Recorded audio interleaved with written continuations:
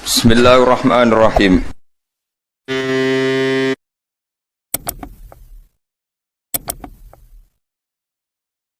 Dados cara pangeran nggih, cara pangeran niku an'am nggih, an'am niku kewan nggih.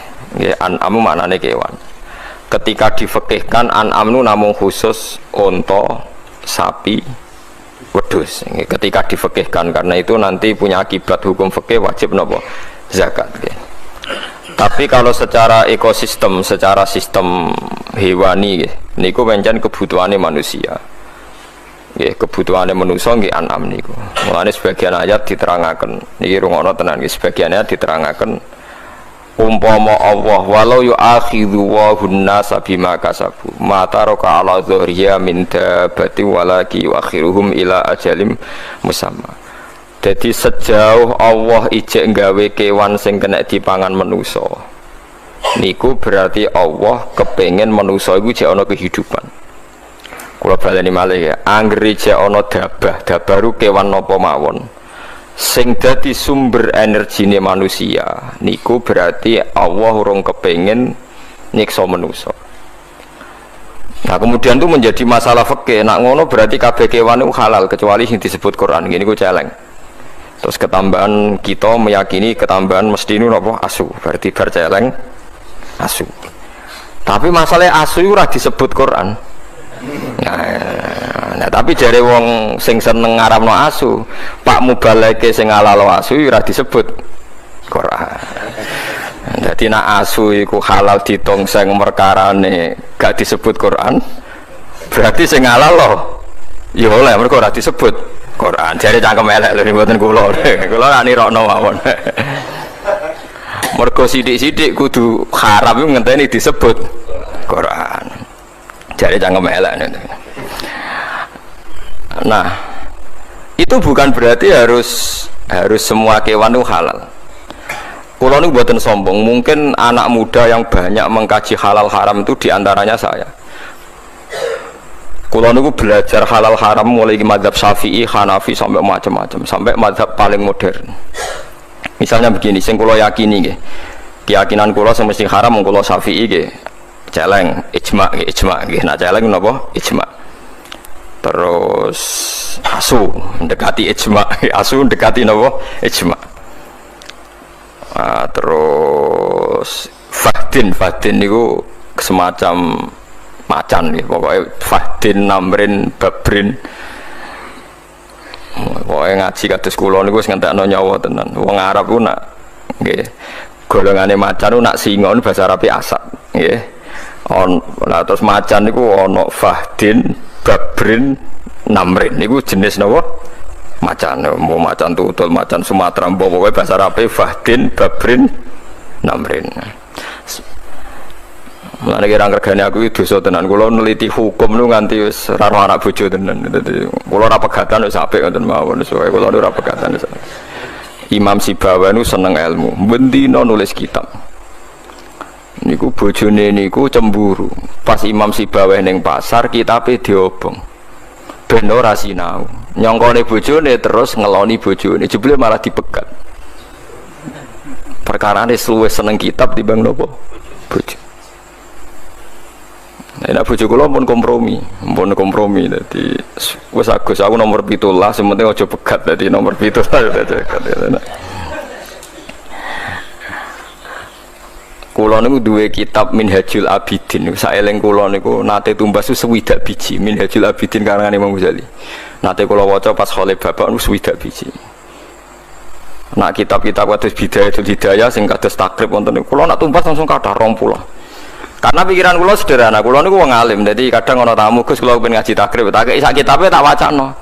Lah anak tamune 20 ke ya tak kekno 20. Kok tak anggap engko sangu mati ngoten mawon. Nah suatu saat Ikhya niku kula gadah sekawan. Mulai beda-beda cetakan. Niki cerita betapa untuk jadi alim itu.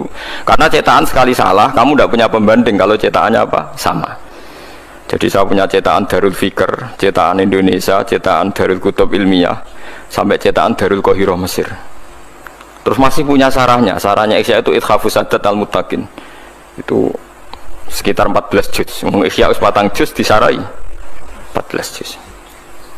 Nanti sampean akan tahu kualitas gojlokannya para ulama ketika menentukan halal haram. Kalau baca kitabnya banyak, gojlokan ilmiah ahli.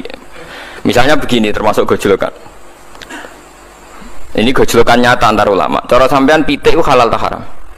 Pitik halal. Oh, seneng itu banter halal. Nah, ukuran haram itu kan kewane jijikno.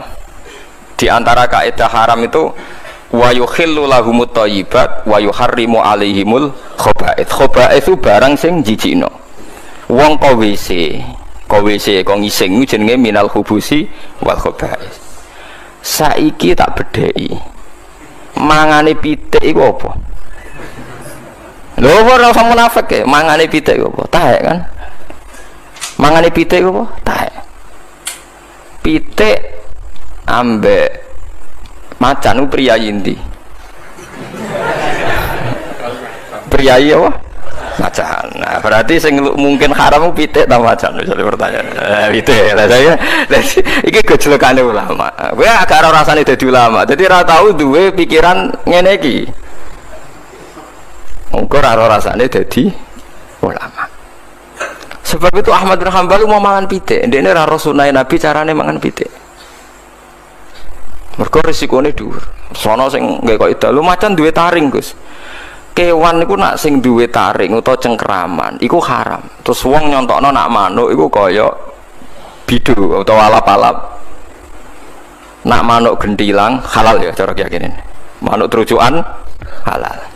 Jare cangkem-cangkem elek. Iku ya duwe cengkeraman karena carane dekne nangkep walang yo nganggo cengkeraman. Artine cara walang mbok takoki. Nggih, cara walang mbok takoki. Cengkramane manuk gentilang ku kuat ta ora? Jawabane lho. Kuat.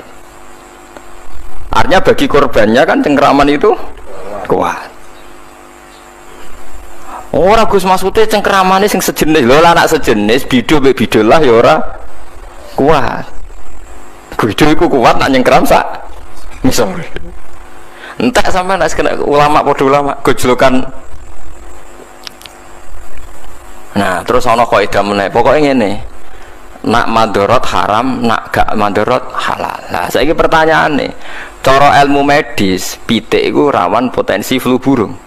Bekecot gizine akeh. Perkara kan iki. Perkara nek contone jajal tes secara medis, bekecot mbek pitik potensi penyakitnya akeh ndi? Pitik. Berarti pitik haram mergo potensi misalnya menulari flu burung, bekecot halal, mergo gizinya banyak. Ajur nek kena mazhab-mazhab. Mulane masalah halal haram niku hake pangeran. Kita ora tau roh, sebab itu kita pakai imam. Dalam hal ini kita ngikuti sinten Imam Syafi'i. Tapi ngikuti itu bukan berarti kita terus sepaneng harus begitu. Karena kalau sampean sepaneng nanti sampean akan keweleh. Piye Imam Syafi'i di guru jenenge Imam Malik sing mudah menghalalkan kewan-kewan sing gak ono nase haram. Yang jelas Imam Malik termasuk orang yang melarang orang makan anjing. Jadi gak bilang haram tapi dia melarang murid-muridnya makan apa? Anjing. Ya orang juga gak bisa menebak apa melarang itu mengharamkan apa ndak. Tapi sing jelas jenenge nglarang gak ngongkon sing perlu dieling-eling nek jenenge nglarang iku mboten apa ngongkon. Nah itu sing niki penting kula aturaken karena siklus kehidupan sing dimaksud Allah niku pancen keng kewan. Mata raka ala dzuriya napa min dabatin. Mulane suket iku pangeran duwe adat. Sampeyan saiki tak bedheki. Mriki nek adarane suket apa rumput nggih. Suket mbek sapi ku larang ndi? Larang padha. Kowe ora tau dadi ilmuwan. Suket mbek sapi niku regane padha. Sampeyan nek duwe sapi niku rata-rata didol umur pinten taun? 2 tahun kan. Pinten regane nek sapi rega 2 tahun, mulai cilik nganti 2 tahun regane pinten? Mboten jawab mawon. Wonten 7 juta. Pinten? 12 juta. Sekarang misalnya sapi itu 1 hari mangan suket ono setengah pintal. Pinten? Mboten suket misalnya coba yang dedek suket. Sak pintal. Pinten? Pinten kilo kira-kira mangani suket itu berapa kilo? 20.000 nggih. Heeh. Saiki 20.000 ping sak wulan 600 ping setahun pinten 7 juta 200 ping 2 tahun. Nah bodoh kan, mulane kena nyepelekno suket mbek sapi larang dia larang suket bodoh kan, mergo umure 2 tahun sapi iku padha karo umur suket sing dipangan. Mulane nyepelekno suket cara pengiran wong goblok lho iki kok tenan. Mulane kula nanti tangkleti ilmuwan. Gus Quran hebate ngono kok bakas suket wa faqihatau wa abba. Paham ya? Anna sobabnal ma'a sobba thumma syaqqaqnal ardo syaqqa fa ambatna fiha habba wa inaba wa qadba wa zaituna wa nakhla wa hadaiqa hulba wa faqihatau wa abba. Tak jawab ku kiai kok bintu ora karuan suket mbek sapi regane padha. Jiran juguyon Gus, guyon mbah aku iku ulama. Dadi mikirku luwih suwe timbang kowe. Sapi 2 tahun regane piro? Dijawab, ya 14 juta Gus. Lah nek makani sapi nggo suket sedina 20.000 ping mau kena piro? 14 juta. Nah, artinya nak Quran bakas wit-witan, bakas suket aja sepelekno karena nilai-nilai sapi wedhus sing larang iku bergantung suket. Nak mbok hitung nilaine. Waduh. Aku yakin regane Mustafa mbek beras sing dipangan mulai cilik ku larang beras kok. Mustafa didol ora payu. Itu kan. Paham ya? Pemenang saya kisi yatim piatu, paham ya? Iku yatim, malah ranong tuh yang dene. Iku pangeran. Mulane Quran iku bal huwa ayatum bayyinatun fi suduril ladzina utul ilm. Dadi ana Quran sing mbok waca jenenge mushaf. Ana Quran sing mbok apalno jenenge Quran, tapi ana Quran sing dadi hujjatullah fi ardi iku sing diwaca ulama. Nggih, Quran sing dadi hujjatullah fi ardi sing diwaca ulama disebut napa? Bal huwa ayatum bayyinatun fi suduril ladzina utul ilm. Quran dadi ayat sing jelas tapi ning dadane wong-wong sing duwe napa? Ilmu. Termasuk iku wong ndek ilmu ngerti nek regane suket iku padha ambek sapi. Iku nak mbok hitung suket tok lah nek sak banyune. Sak ngombene. Mulane wonten teori jari Imam Ghazali. Wong sak donya iku kliru kabeh, iku pangeran tetep sugih. Mergo ora ana barang nganggur cara pangeran. Ya kok nganggur piye? Misale ngeten contoh gampang. Wonten tiyang niku nyupir bis. Bise niku perjalanan Jakarta Semarang atau Jakarta Jogja, gak payu, mau supir mek kernet. Wah rugi bise. Tapi gara-gara bise rugi kan dia ngitung rugi karena tidak ada penumpang kan. Tapi dari toko pom, dari pom bensin, masih orang penumpang lah kan tetap beli bensin kan, artinya tetap ada transaksi nopo bensin. Tapi kan supirnya rugi Gus, sing duwe bis ya rugi mergo ora ana wong numpak. Wong sing ra numpak iku anggap ae swidak, jatah wong numpak bis swidak. Lah sing ra numpak swidak iku sing ra numpak bis iku ya tetep marung. Mulane cara pangeran tetep ana transaksi. Sing swidak ra numpak bis iku kan numpak bis liya. Utawa ora lunga tapi ning omah marung, tetep ana transaksi ekonomi. Paham ya? Berarti sing dadi bangkrut kan supir bis iku tok mbek sing duwe bis. Iku mergo ora syukur. Tapi nek dhewe syukur ya ora bangkrut juga. Penak aja sekali-kali lu kok rasa penumpang semaku selesai kan. Nah tapi ada pertanyaan ya, tapi kan gak tau duit gitu lah. Dekne nyesalan aku pengen tau duit, dekne ora sekali-kali cah. Gak payu, anggap ae mlaku-mlaku Jakarta Jogja. Selesai kan? Tapi gak di PHK, di PHK gak cara majikan. Nak pangeran iso wae nyiapno pekerjaan sing luwih apik. Tetap sangka rahmati Allah mesti ditampani rahmati Allah, sangka rahmati Allah ditampani rahmati Allah. Iku cara pandang para wali, para wong sing parek pangeran. Dadi ning donya meleset ka rahmat sitok untuk rahmat sitok, meleset ka rahmat sitok untuk rahmat sitok. Misale kene ning omah seneng awar bojo kelon seneng, lagi ra seneng tinggal bojo dolan ning kanca ngaji seneng, lali bojo ketemu apa kanca, bosen kanca mulai ketemu bojo seneng. Pengen mangan seneng, tapi nak wae ngising mangan yo ora enak, kasil ngising seneng. Wis manusa wis ngono iku. Dadi sangka bosen mangan ditampani seneng ngising. Bareng ngising lega kepengin mangan meneh, bareng warak turu. Glegeken wis ngono.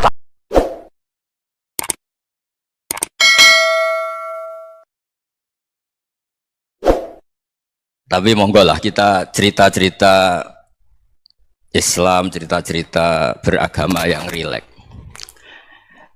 Kita semua tadi seperti yang dikatakan Kadensus pernah disewani Mas Sufyan Sauri, juga beliau pernah ngaji.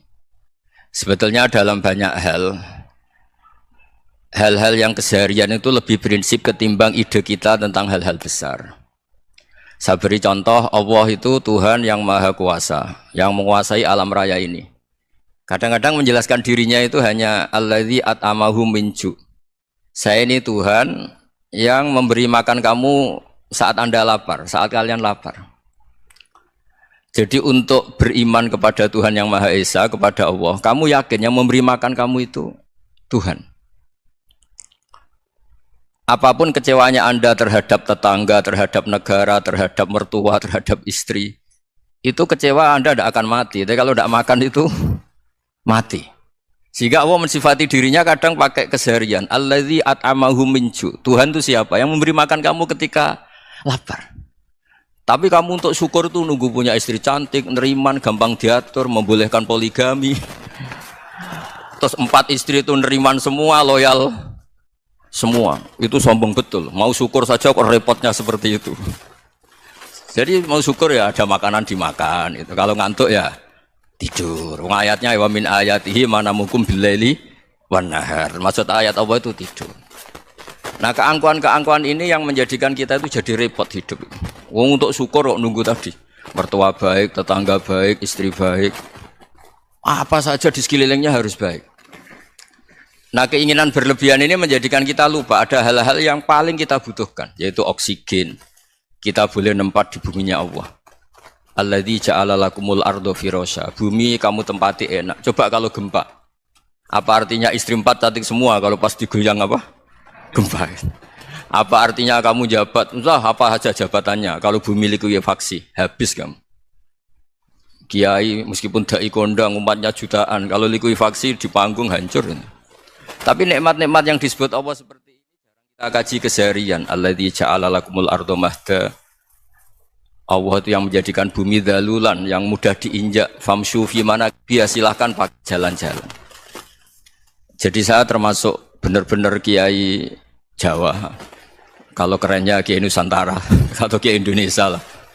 Diajari bapak saya Kiai Haji Nur Salim, diajari Mbah Maimun. Itu Islam itu keseharian.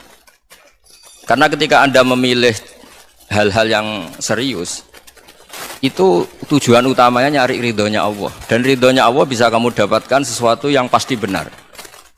Misalnya dalam sebuah hadis Sahih Muslim disebutkan, Innallaha la yardha 'anil 'abdi idza akalal akla fayahmadahu 'alaiha aw yashraba syarba fayahmadahu 'alaiha. Itu redaksinya inna itu sesungguhnya. La yardha juga pakai lam taukid, juga maknanya sesungguhnya. Sungguh-sungguh Allah sangat ridho ketika seorang hamba itu makan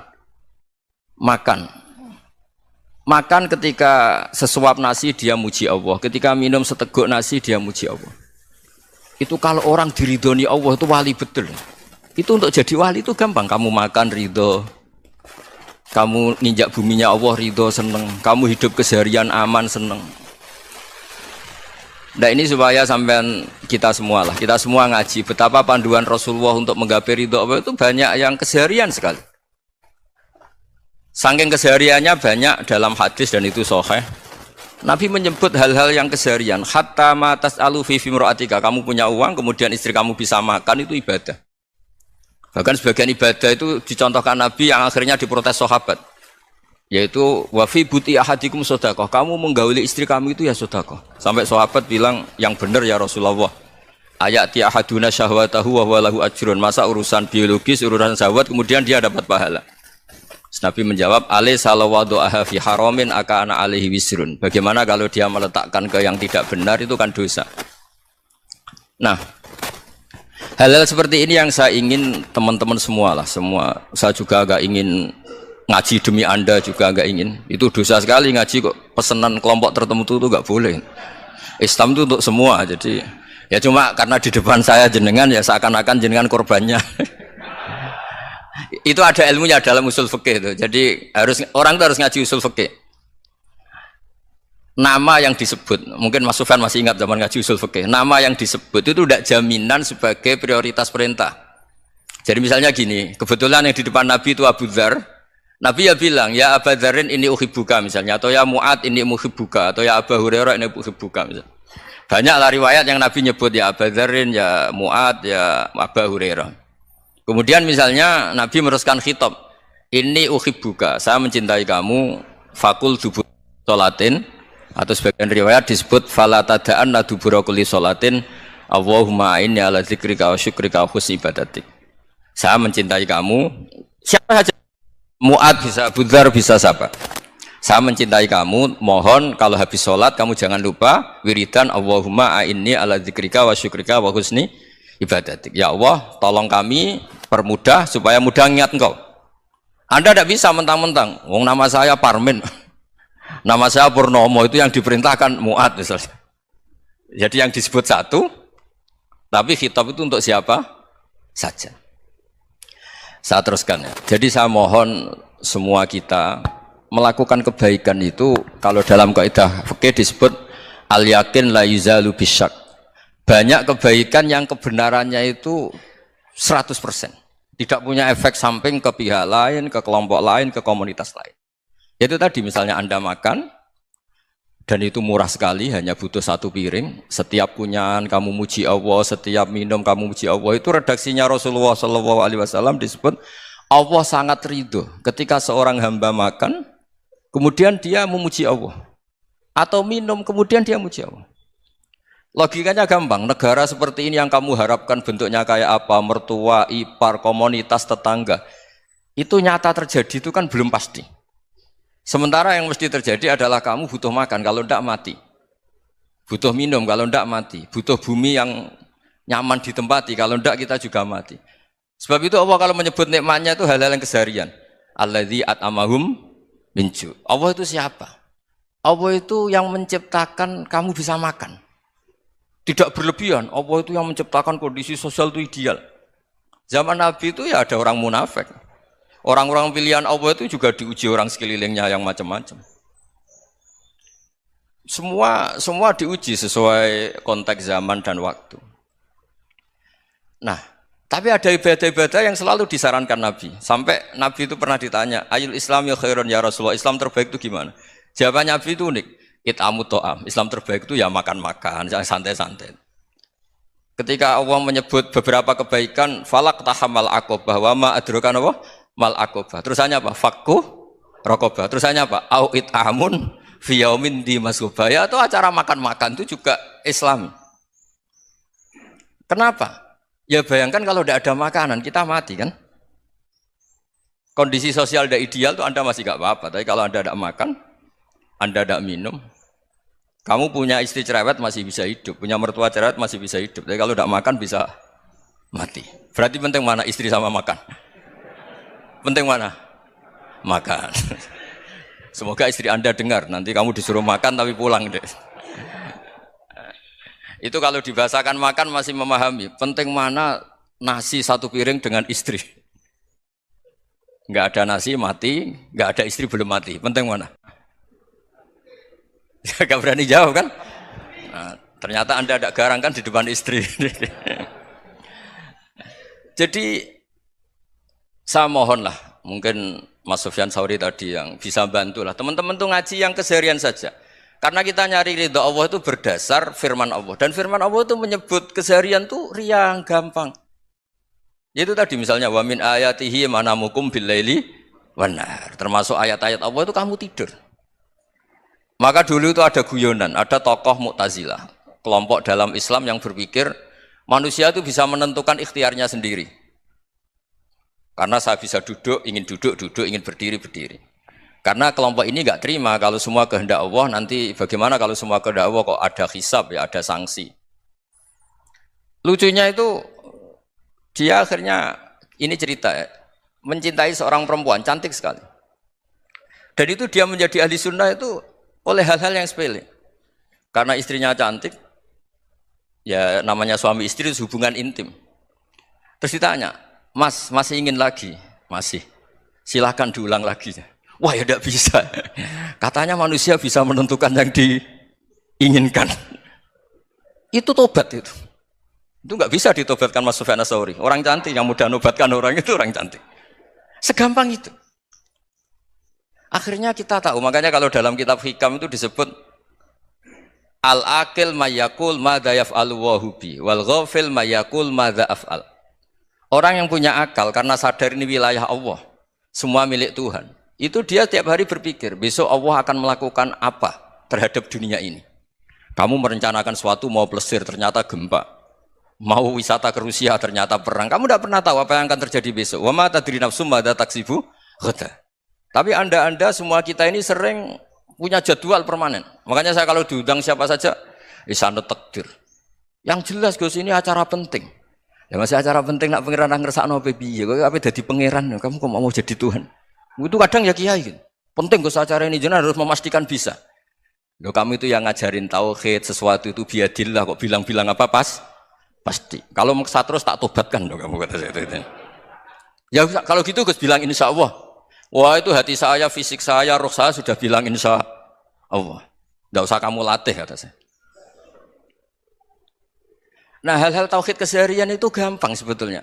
Wal ghafil yaqulu madza af'al. Tapi orang yang lupa Allah dia setiap hari bilang besok apa? Kita bisa melakukan apa? Seakan-akan dia itu aktor, dia penting, dia subjek permanen, dia. Padahal kita ini hanya objek kehendak Allah Subhanahu wa taala. Karena kita yakin sesuatu yang terjadi di alam raya ini kita tidak bisa apa-apa. Makanya saya sering ngaji, sering bilang saya. Ketika Anda mensifati Allah, Dia yang menghidupkan. Sudah itu tanamkan sehingga ketika kita mati santai saja. Kenapa santai? Allah punya cara menghidupkan kita. Zaman kita hidup juga gak tahu caranya ngelola jantung, ngelola paru-paru. Kamu juga gak tahu ngelola oksigen yang tidak beracun, tidak ngandung polusi. Tahu-tahu hidup. Gak ingin tua ya tahu-tahu tua, gak ingin mati tahu-tahu mati. Selama ini kita hidup juga gak tahu apa sebetulnya. Hanya gaya tok, punya jadwal, punya planning. Kalau kamu bisa menentukan pilihan Anda, pasti Anda istrinya cantik, 4 neriman semua, kona'ah semua. Nyatanya enggak kan? Ada 1 jelek, cerewet. Wah itu kan, nyatanya enggak bisa apa-apa Anda kan? Dan kamu bawa mati lagi.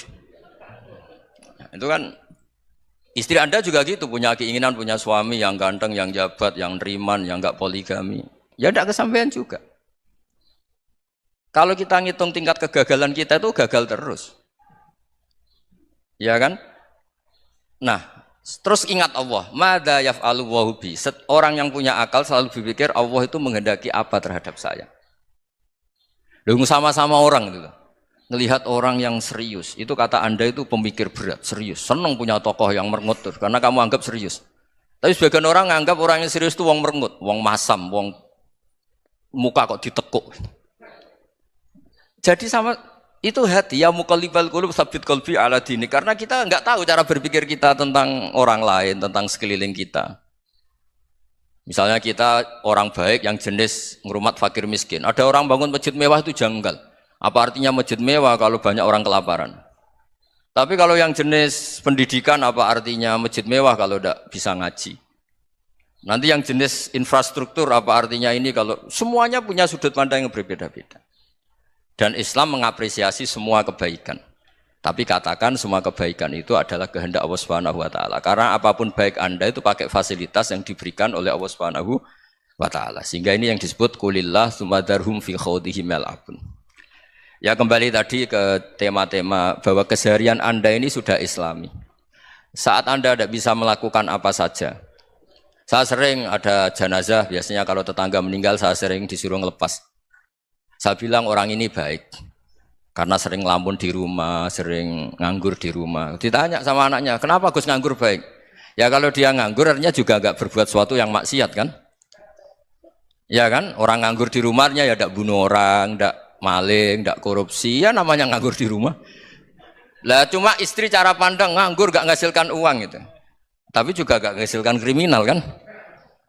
Jadi sebenarnya Islam itu makanya kalau sampean ngaji usul fikih itu ada kitab usul fikih namanya Lubul Usul, itu terkenal sekali di pesantren itu. Itu kalau ngapresiasi keseharian itu luar biasa. Izma min mubahin illa wa yatahaqqaqu bihi tarku haramimma. Karena keseharian yang mubah saat Anda lakukan itu ada kehebatan yang luar biasa, yaitu meninggalkan haram. Makanya dulu banyak orang-orang alim ketemu temannya itu guyon sampai semalaman. Itu biasanya yang semangat Islam, itu kiai kok tidak tahajud, kiai kok tidak witir. Orang yang sedang mapan uangnya banyak, malam itu tidak kelayaban itu sudah luar biasa. Melawan nafsu supaya tidak maksiat itu sudah luar biasa. Supaya lupa guyon sama temannya semalaman sampai subuh. Gejolak-gejolokan ngenang zaman miskin, zaman kuliah nggak jelas, zaman apa. Melihatnya jangan tarkut tahajud. Seperti ini meninggalkan tahajud, tapi meninggalnya ini talkul muharramat. Jadi kayak apa hebatnya? Sehingga Imam Ghazali punya riwayat yang agak unik. Hatta takuna ibadatu akhiri hadil ummah iku an-naum. Sehingga suatu saat ibadah terbaik umat ini itu tidur. Itu kan riwayat kontroversi. Ketika Imam Ghazali ditanya, kenapa iya? Kenapa kamu mulai keluar dari rumah itu sudah banyak maksiat? Melihat perempuan yang enggak mahram, melihat fenomena. Tapi kalau kamu tidur itu enggak melihat apa-apa. Tapi juga kamu jangan nganggap tidur itu ibadah betul. Saatnya melakukan fardu ain malah masih tidur. Tapi itu sudut pandang yang menjadikan kita Islam itu gampang. Jadi saat Anda tidak bisa aktivitas apa-apa, misalnya ada beberapa orang yang lumpuh. Lumpuh itu memang nggak bisa Jumatan, nggak bisa ibadah, tapi dia juga nggak bisa maksiat. Tidur itu memang Anda saat itu tidak bisa tahajud, tidak bisa witir, tapi saat itu ada zina, ada maling, tidak gosipkan orang, tidak bully orang, tidak menanamkan kebencian, tidak hasud. Sehingga tidur menurut Allah Ta'ala wa min ayatihi manamukum billaili apa? Wan-nahar. Karena di tidur itu selain ada unsur istirahat, jaga kestamina, juga ada unsur meninggalkan beberapa keburukan. Nah saya mohon ibadah yang keseharian ini kita jaga. Supaya kita semua baca ayat itu fasih. Fasih itu tertanam di hati. Allah itu siapa? Alladzi at'amahum min ju'i wa amanahum min khauf. Dan Allah kalau cerita di Quran itu anna sababnal ma'a sabba tsumma syaqqaqnal ardha wa syaqqa fa ambatna fiha habba wa inaba wa qadba wa zaituna wa nakhla wa hada'iqa hulba. Kamu tahu saya ini siapa kata Allah? Saya ini adalah Tuhan yang menurunkan air, kemudian ada tanaman banyak. Habba wa inaba wa qadba, ada zaitun, ada tin, kalau orang Jawa mungkin ada tela, ada padi, ada mangga, ada pisang. Sudah. Wa inaba wa zaituna wa nakhla wa hada'iqa hulba, ada perkebunan yang lebat. Tujuannya apa? Mata Allahkum, silahkan kamu pakai, kamu nikmati. Tapi karena kadang kita ini punya ide-ide besar. Tadi untuk syukur saja nunggu punya istri riman, rumah baik, tetangga baik, komunitas baik, semuanya baik baru syukur. Lama-lama nanti ada di surga, syukurnya nunggu surga paling kelas A. Itu sudah ada yang menghuni Rasulullah, kamu nggak boleh di situ. Masa untuk syukur saja? Repotnya Masya Allah. Jadi mohonlah Quran yang kalau Anda hafalkan juz amma itu kan ada ayat-ayat yang kayak tadi. Ya, fal yang dzuril insanu ila ta'ami. Coba lihat apa yang kamu makan itu. Dari mana? Dan untuk mempertahankan hidup kamu keseharian. Jadi jangan kira ibadah itu harus membentuk komunitas yang versi Anda. Ibadah itu harus hal yang mulu-mulu. Kesehariannya Anda alami. Loh ini saya tidak bikin-bikin. Saya ngaji bukan karena berdasar pesanan. Itu ayat yang saya baca kan betul ada ayatnya kan. Fal yang dzuril insanu ila ta'ami. Anna sababnal ma'a sabba tsumma syaqqaqnal arda syaqqa fa ambasna fiha habba wa inaba wa qadba wa zaituna wa nakhla wa hada'iqa ghulba. Terusannya apa? Mata'al lakum, silakan kamu nikmati. Mata itu silakan kamu nikmati. Ya kayak sampean dikasih hidangan ya makan. Ya sudah makan. Habis makan ya minum. Habis itu ngantuk ya tidur. Ya sudah normal-normal saja. Kayak apa indahnya Islam? Tapi Anda mencari Islam yang gimana lagi? Nah itu yang diajarkan guru-guru kita, diajarkan sanad kita sampai Wali Songo, sampai Rasulullah SAW. Bahwa pada akhirnya ada jihad, ada perang. Itu dulu memang perang, bukan membunuh. Beda. Dulu kita dijajah Belanda ya perang, dan itu normal karena kita dijajah. Jadi ketika orang lain ingin baik sama kita, wa in ahadum minal musyrikin astajaruka ya fa'jirhu hatta yasma'a kalam Allah. Kalau mereka ingin baik ya kita baik. Makanya ada istilah musta'man, mu'ahad. Kalau mereka ingin damai, berdampingan dengan kemajmukan ya itu yang lebih baik. Karena memang Islam menghormati proses perdamaian. Wa in janahu lis-salmi ya fajnah lah. Kalau ingin damai ya kita harus damai. Jadi Andai kan dulu Belanda datang ke Indonesia kok minta besanan gitu. Ya mungkin kita juga seneng karena memperbaiki hidung kan kalau minta besanan gitu. Nah tapi wong jajah dulu itu kan masalah kan? Apa? Masalah kan? Jadi saya mohon jadi apa? Saya tadi minta sama Bapak Kadensus kemarin juga pernah main ke saya. Jangan sering ketemu saya ini sudah uzlah, saya ini sudah mau daftar jadi resi. Saya itu kemarin di muktamar juga agak datang, acara di Jogja juga sudah. Karena memang keluarga saya dulu itu mbah saya, bapaknya bapak saya itu enggak keluar rumah itu puluhan tahun. Memang punya adat uzlah. Ya makanya ngaji saya ngaji aja yang gampang-gampang aja, yang enggak orderan, enggak pesenan ngaji aja dulu yang gampang. Saya ikhlas, yakin betul saya ikhlas. Ikhlas itu menurut saya itu roh. Orang enggak ikhlas menurut saya itu orang aneh. Ikhlas itu gampang, sudah saya bilang. Kalau kamu yakin ilmu itu milik Allah, ngasihkan juga ikhlas itu milik Allah. Apa sih yang kamu punyai sehingga kamu tidak ikhlas? Uang milik Allah, energi kita milik Allah, bumi milik Allah. Kemudian kamu merasa memiliki. Merasa memiliki itu kalau dalam ilmu tasawuf sudah kesalahan kan. Bagaimana Anda punya? Coba tahu-tahu tanah itu kok milik Anda. Karena saya beli, Gus. Saya beli dari orang, dari Zaid. Padahal yang asli punya itu Allah. Apa benar kamu pernah beli sama Allah? Zaid ini pemilik nisbi, pemilik yang enggak sebenarnya kan? Ya enggak? Yang benar-benar pemilik itu Allah. Kok kamu ngerasa itu bumi kamu itu atas nama apa coba? Milik kan harus beli atau dikasih. Enggak semua kan? Nah, makanya terus famshu fi manakibiha dan Allah menyebutnya, sudah saya ini yang menciptakan bumi. Wallazi ja'ala lakumul arda dalulan. Dan Allah menyebutnya sederhana, famshu fi manakibiha, silakan jalan-jalan. Terusannya apa? Wakulu mirizki, silahkan makan-makan. Jadi Islam itu yes. Ya makanya kiai-kiai itu ada acara makan, sampai ada guyonan fikuli makanin makan di setiap tempat ya makan. Nggih ngoten guys, pokoknya sing gampang-gampang mawon nggih. Nggih Mas Sufyan nggih sing gampang-gampang mawon nggih. Assalamualaikum warahmatullahi wabarakatuh. Nah, yang saya ingin tanyakan, bagaimana kita memupuk konsep persaudaraan tanpa memandang kepentingan duniawi? Bismillahirrahmanirrahim. Ya yang rileks saja ya. Saya pernah ketemu orang yang pakaiannya itu enggak, mungkin kalau orang syariat bilang enggak syar'i lah, pakai pakaian yang tidak syar'i. Tapi dia muslimah, dia ke masjid. Saya ditanya sama seseorang, Gus kok sama orang gitu mau bertemu gitu. Karena terus saya bilang, kenapa? Dia pakaiannya ada islami gitu. Oke, dia tidak pakaian islami itu nyata, tapi dia ke masjid itu islami, tetap sholat itu islami. Ketika dia ingin sholat dan tetap sholatnya pakai takbir, pakai rukuk, pakai sujud itu islami. Wong setelah di masjid ya pakai mukena, pakai. Kalau sama-sama nyata, Anda kan boleh ngingat sama-sama yang fakta gitu. Dia punya kesalahan dalam berpakaian, dia punya kebenaran dalam sujud, dalam rukuk, dalam ibadah. Dan itu tradisi Quran. Quran ya cerita famay ya'mal mithqala dzarratin khairan yarah wa may ya'mal mithqala dzarratin syarran yarah. Apa susahnya sih ingat dua-dua sisi itu? Sama bernegara atau bertetangga, kita bayangkan jangan bernegara dulu, terlalu luas, bertetangga saja ukuran. Karena nanti sama, bernegara sama bertetangga itu hadisnya sama. Kita di kampung itu ya ada masjid, dan orang-orang yang enggak sholat juga nyumbang masjid.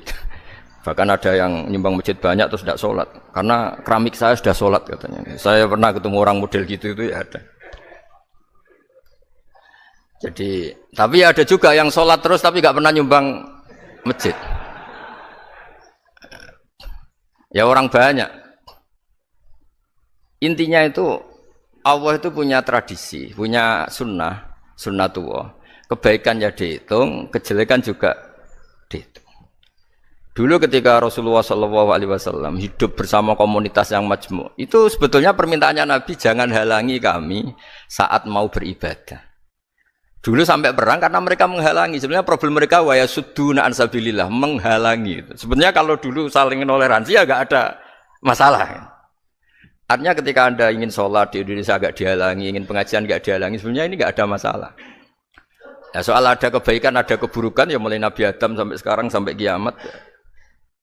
Itu cara pandang. Jadi cara pandang kita terhadap orang lain itu harus hal-hal yang nyata. Kalau kesalahan mereka nyata, kebaikan mereka juga nyata. Kenapa kita hanya ingat sisi yang jelek, tidak ingat sisi yang baik?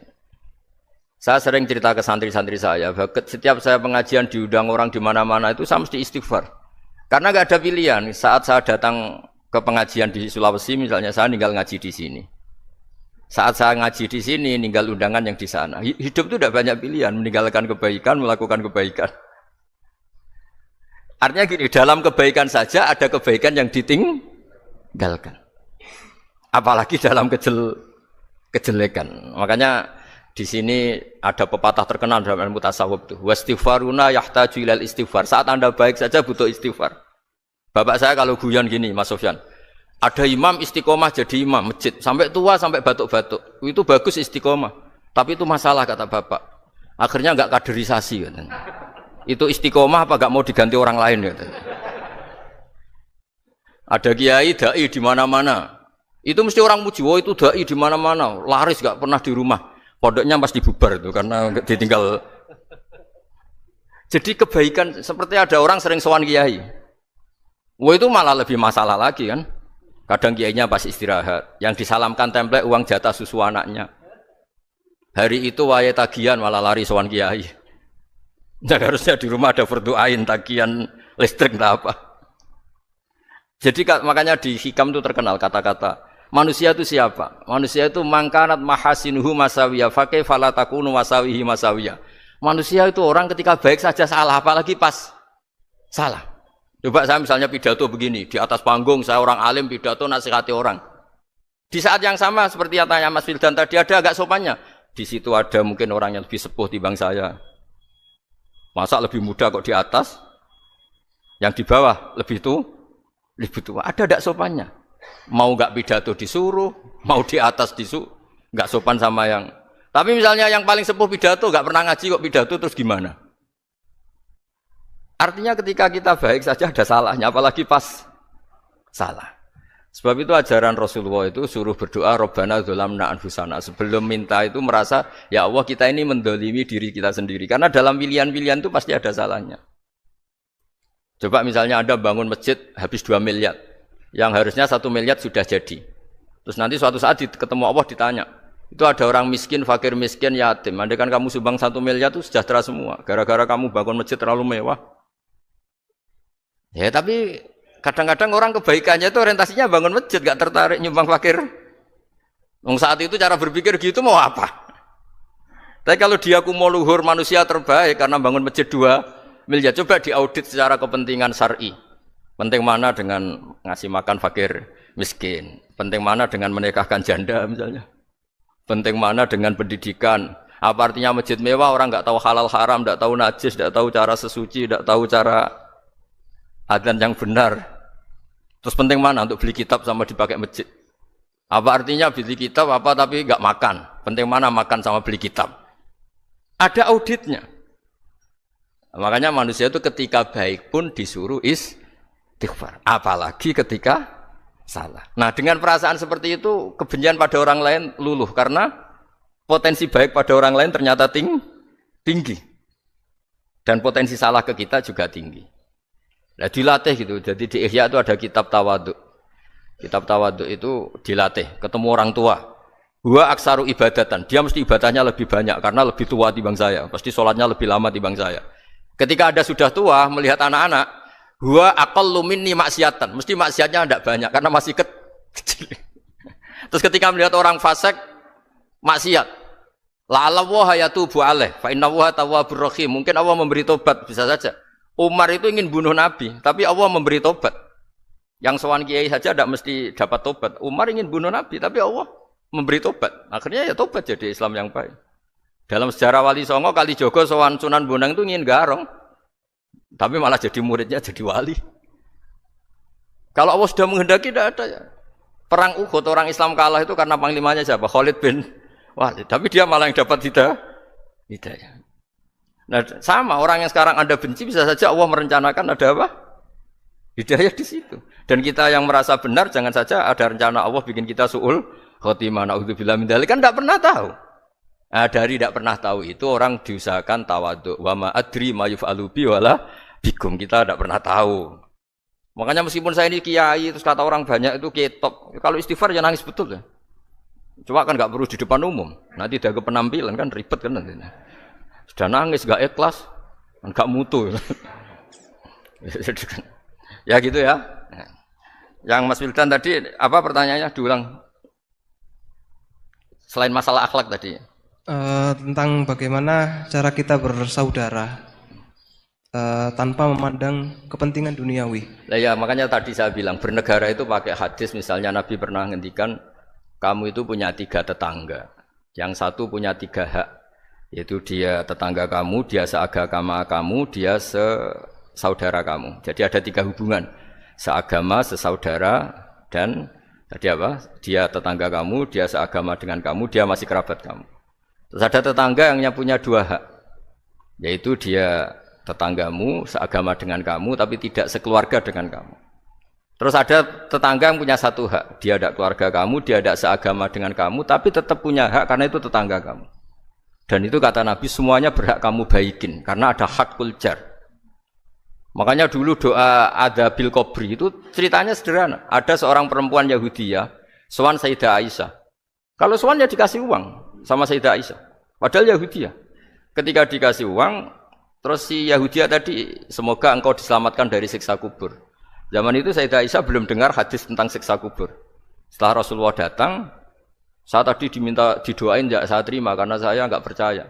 Terus Nabi ngendikan itu benar adanya siksa kubur. Ketika komunitas Yahudi di Madinah itu puasa Asyura, Nabi coba tanyakan mereka, kenapa puasa Asyura? Padahal orang Yahudi. Oh, terus setelah ditanya, yaumun najjawahu fihi Musa, itu hari di mana Allah menyelamatkan Nabi Musa, kata orang Yahudi. Terus kata Rasulullah, nahnu ahaqqu bi Musa, saya juga berhak menghormati Musa. Kemudian Nabi puasa. Suatu saat lagi ada orang Yahudi datang, ya Rasulullah, ya Muhammad, manggilnya ya Abul Qasim karena orang Yahudi. Ya Abul Qasim, nanti nasib langit bumi ini di mana? Manusia yang sudah mati-mati di mana ketika bumi dihancurkan? Mayat-mayat yang sudah di kuburan di mana? Terus orang Yahudi tadi bilang, Inna woha wadu as-samawati ala dzih wal arodina ala dzih. Soalnya Allah itu bisa saja mengelola langit bumi yang sudah hancur gini-gini. Nabi itu tertawa-tawa. Dalam sebuah riwayat disebut hatta badat nawajidu. Tertawanya Nabi itu lepas sampai giginya kelihatan. Kata rawinya tasdiqan liqaulil khabri, karena Nabi membenarkan orang Yahudi tadi. Jadi intinya dalam banyak hal itu ya dicari kesamaan. Makanya kalau interaksi dengan kelompok lain kata Nabi la tusaddiquhum wa la tukadzibuhum. Kamu jangan mengiyakan juga jangan menolak. Kamu tolak jangan-jangan pas yang sama dengan ajaran kita. Kamu benarkan jangan-jangan yang tidak sama. Ya sudah, kalau enggak sependapat ya jangan ngambil sikap. Nah itu juga yang dipraktikkan Rasulullah SAW. Nabi yaqumu lailatan yuraddidu hadil ayat. Nabi pernah sholat 1 rakaat hanya ngulang 1 ayat. Itu aja gak selesai. Yaitu ngulang-ngulang ayat. Fa'akulu kama qolal abdus sholeh in tu'adzibhum fa'innahum ibaduk wa in taghfir lahum fa'innaka antal azizul hakim. Pun Gusti kula nyerah. Semua ini hamba jenengan, monggo jenengan napakno sing duwe jenengan. Intinya itu ini wilayah jenengan, ndak wilayah saya. Nah kadang-kadang kita sebagai manusia itu jumawa seakan-akan itu wilayah kita. Kita nyiksa terserah kita, mengampuni ya terserah kita. Padahal tidak milik kita. Dunia ini milik Allah Subhanahu wa Ta'ala. Makanya yang terakhir saya ijazahkan ijazah bapak. Bapak saya itu orang hafal Quran, alim tapi lucu, senengannya guyon. Kalau ngajarkan saya tauhid, tasawuf itu gampang. Hak, kamu punya tetangga, punya Innova. Terus kamu berpikir, kamu miskin berpikir, itu pajaknya aja berapa? Kalau apa itu bannya sudah halus itu gantinya kayak apa, kalau rusak kayak apa. Terus kata bapak, ngora melok duwe kok mikir, ndak ikut punya kok mikir. Terus coba kamu nggak ikut punya Alphard, terus saya mikir, wah itu pajaknya berapa Pak Martinus, bisa dipakai beli motor kan, pajaknya apa? Alphard ini. Oh nggak ikut punya kok. Nah, dunia itu rawekmu, mbok pikir lah apa ono sing duwe. Maksudnya itu, dunia itu milik Allah, apa kamu pikir itu milik yang punya gitu. Nah, itu yang dimaksud dalam ilmu tasawuf, da'it tadbir fama qoma bi ghairuk la tuqim bihi nafsak. Sudah kamu enggak usah ikut campur, itu wilayahnya Allah kata itu, karena wong enggak ikut punya kok ikut mikir. Anda benci orang, Benci sekali karena dia tauhid misalnya. Jangan-jangan Allah punya rencana memberi hidayah dia. Atau Allah punya rencana dari dia keluar orang-orang Islam yang soleh. Makanya ketika Malakul Jibal, ya Rasulullah saya disuruh Allah, terserah engkau. In syi'ta an udbiko alaihim al-akhsyaben. Kalau engkau mau orang-orang yang mendustakan kamu saya hancurkan. Apa jawabannya Nabi? La, jangan. Bal arju ayyukhrijawah min aslabihim ma ya'buduwaha wa la yusyriku bihi syai'an, itu di Bukhari. Enggak, bisa saja sekarang dia kafir, anak turunnya jadi Islam. Dan betul. Abu Jahal punya anak Ikrimah, Abu Lahab punya anak Darrah. Walid itu musuh besarnya Nabi, punya anak Khalid. Ya sudahlah, kita selalu berharap bahwa ini wilayahnya Allah. Sudah, kita berharap. Agama ini bagi yang selalu punya harapan. Limangkana yarjuwaha, orang yang selalu punya harapan. Kita berharap tambah hari tambah baik, tambah damai, tambah kondusif, tambah segalanya baik. Dan saya seperti ini juga ingin ikhlas dan akan selalu ikhlas. Ya saya sering bilang kalau pejabat mau sini itu sering tak ngel-ngel. Saya ini sudah ingin Indonesia itu baik itu tanpa diminta. Kalau diminta itu malah seakan-akan saya belum melakukan, ini kan. Sudah saya lakukan kok baru diminta. Karena ini wilayah kita semua, artinya ingin baik itu keinginan kita semua. Status kita. Kata Sayyid Zabidi dalam kitab Ithaf, keinginan baik itu syakhsiyatuk wa hakikatuk. Itu kamu sekali. Manusia itu kan kata Allah Ta'ala, saya pertama menciptakan manusia itu khunafa, orang yang berkeinginan baik. Baru digoda setan terus macam-macam. Jadi keinginan baik itu hakikatuk wa syakhsiyatuk. Itu kamu sekali. Ingin baik itu kamu sekali. Itu status kamu katanya. Makanya orang preman kayak apa, mabuk kayak apa, ada orang kecelakaan, pikiran pertama itu nolong, itu yang normal. Soal ada kasus, pikiran pertama ngambil HP-nya itu 0,sekian persen. Jadi pikiran pertama mesti nolong itu, karena itu syakhsiyatuk wa hakikatuk.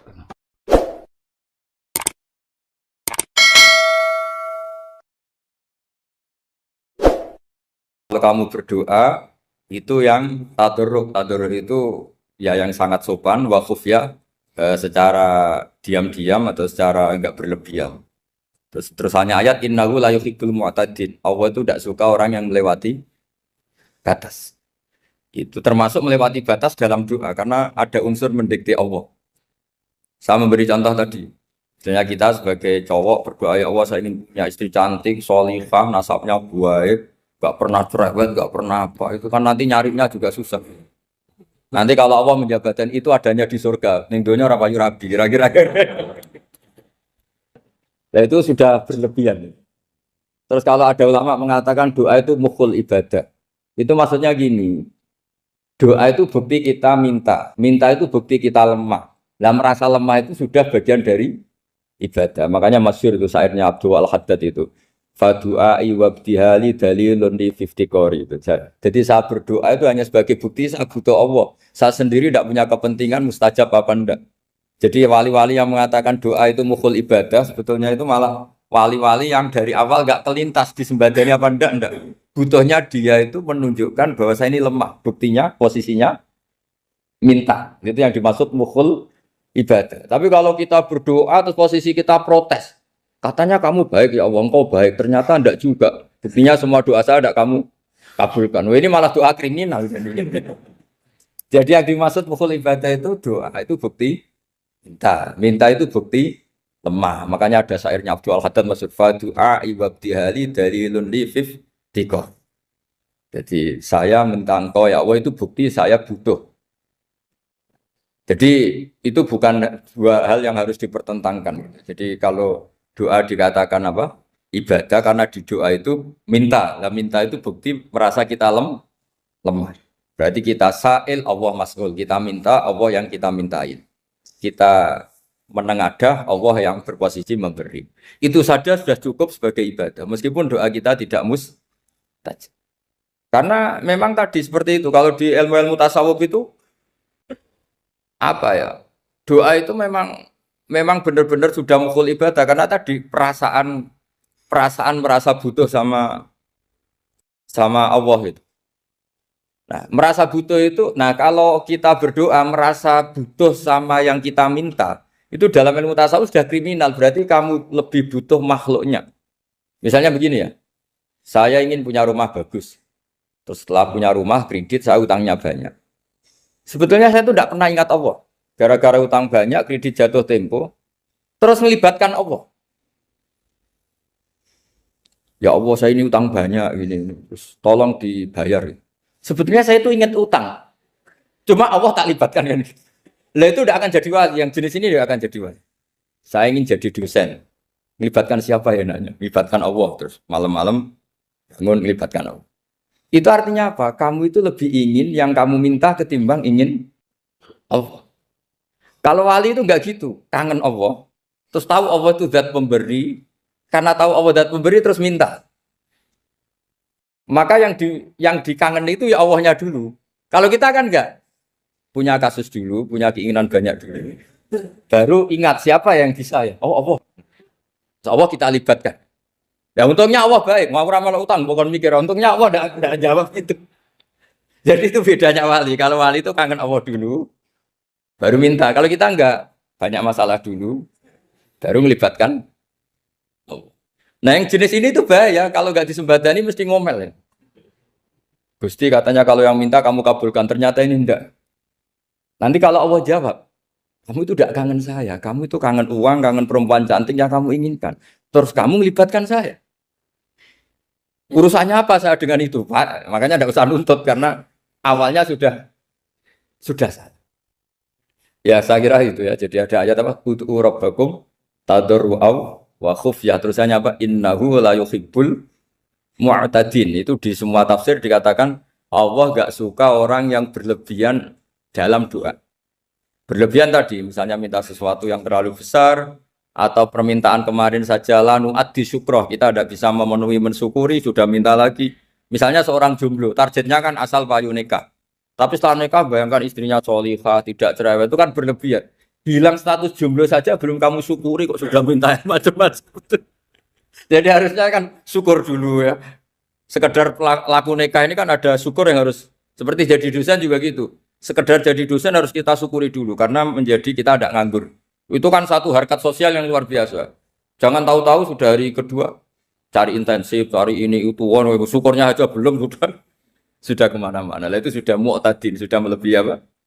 Batas. Ya saya kira. Jadi begini ya masalah pendidikan ya. Kalau saya jawab pakai ilmu hakikat saja karena ini keahlian saya.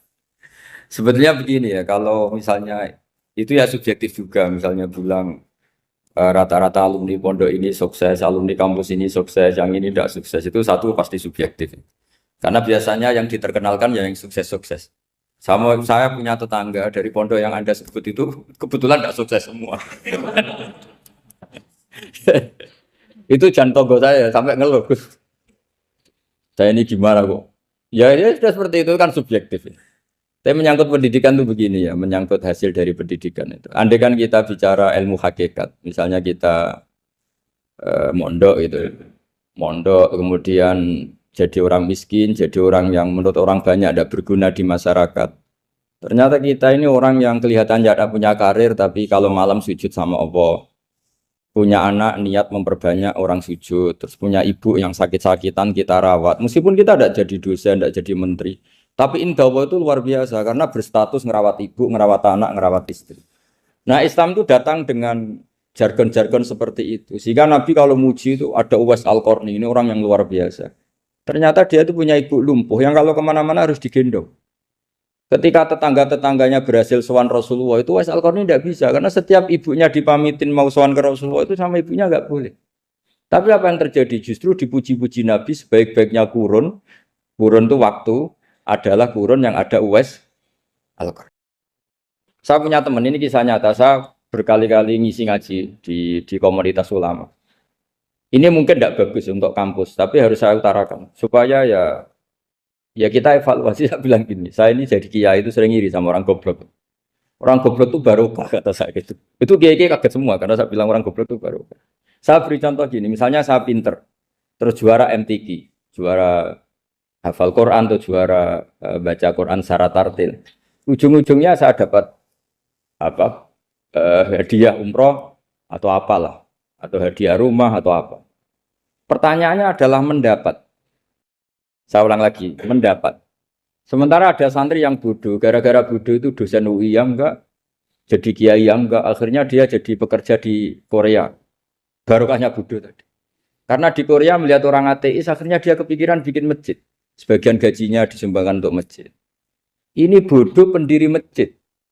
Tapi kita gara-gara dosen dakwah di masjid, ini pinter dapat uang dari masjid. Nah ini bukan nyindir, ini biasa saja. Ini maksud saya. Maksud saya, kamu jangan ngabaikan hidup. Akhirnya apa yang terjadi? Saya ini punya teman ini betul. Saya ini kan kecelok dulu tuh Gus Salim. Nasib saya di mana-mana dihormati. Kadang saya merasa dosa. Kok dihormati? Saya punya teman, dulu gobloknya minta ampun sekolah, sekelas sama saya. Gobloknya, soalnya gobloknya harus disepakati. Sudah. Iya, goblok mujma'al ya kira-kira. Singkat cerita, dia itu hidup di pedalaman Kalimantan sekitar tahun 92. Dulu kan biasalah di dalam hutan itu pasti ada penebangan hutan macam. Dia ada bosnya, yang jelas dia ada bosnya. Saya yakin juga agak kriminal. Karena dia tidak yang illegal logging. Pokoknya ditakdir dia hidup di tengah hutan. Ikut orang. Setelah itu dulu nggak ada HP. Sering kirim surat ke saya, Gus, saya ini hidup di tengah hutan. Tapi saya ini Muslim pernah mondok. Kalau nggak bikin Jumat itu nggak enak. Bikinlah dia Jumatan.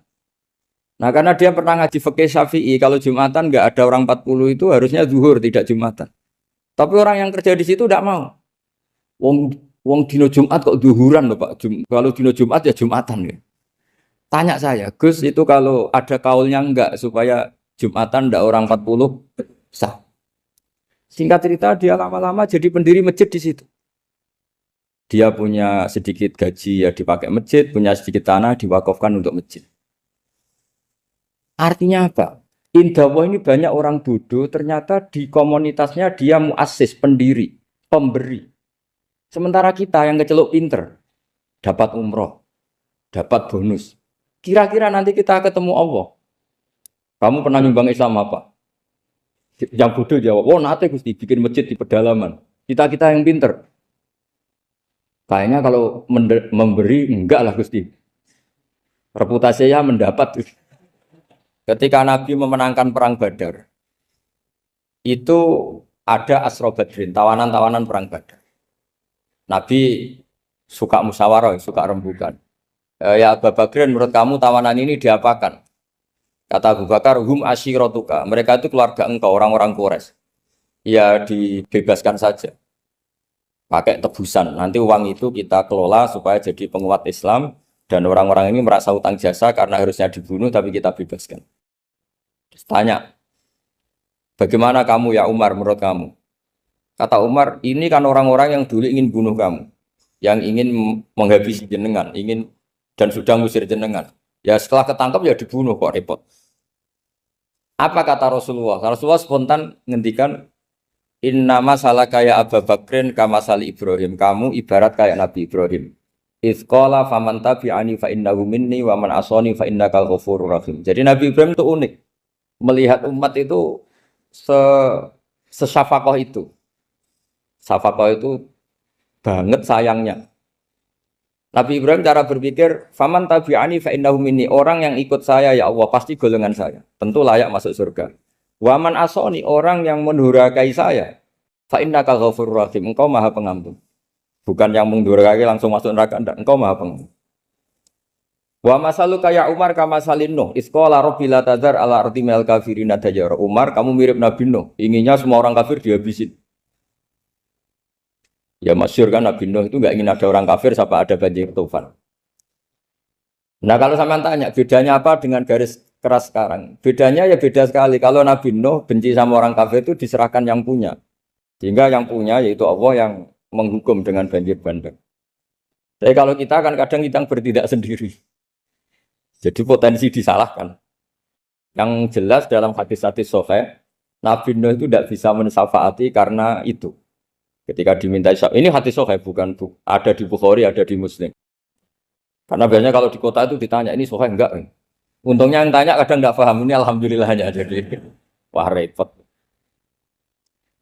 Nabi Nuh itu diantara sebabnya enggak bisa mensyafaati adalah pernah corong Jawa maksudno kaume. Kalau dalam bahasa Arab itu da'a li Zaidin berarti mendoakan positif, kalau da'a la Zaidin mendoakan negatif. Kalau orang Jawa itu ada doa, ada pasot.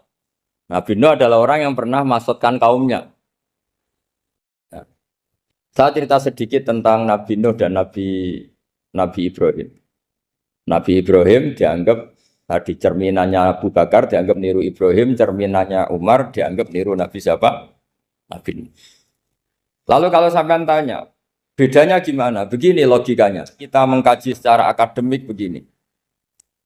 Ada ulama besar namanya Abdul Hasan Asyadzili, itu masyhur di Indonesia menjadi Thariqah Asyadziliyah. Terus ada seorang muridnya minta gini, ya Abdul Hasan Asyadzili, tolong saya dikasih ijazah supaya saya tidak pernah maksiat di bumi ini. Karena saya takut sama Allah, kalau saya maksiat itu merasa tidak nyaman dengan Allah. Abdul Hasan Asyadzili ini malah marah besar.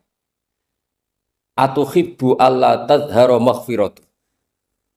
Kalau kamu tidak pernah maksiat, berarti kamu suka maghfirahnya Allah Ta'ala itu tidak kelihatan. Karena nggak ada yang maksiat. Tapi bukan dukung kamu yang tidak ada. Ini cerita ilmiah. Tapi kalau Sayyid Abdul Al-Haddad, itu kebalikannya. Ada orang fasik gitu, hidup berkeliaran, mengganggu masyarakat, ganggu ketertiban agama. Ada kiai atau siapa gitu mendoakan supaya tobat atau dikasih panjang umur supaya nanti bisa tobat. Itu beliau, Sayyid Abdul Al-Haddad marah besar. Man da'a li fasikin bil baqa faqad ahabba ayu sawahu fi ardi. Orang yang mendoakan orang fasik hidup berarti dia suka Allah dimaksiati di buminya. Jadi akhirnya jadi kutub besar, yang satu Sadziliyah, yang satu Haddadi. Kenapa ya? Karena tadi yang satu cerminan Nabi Isa, yang satu cerminan Nabi Yahya.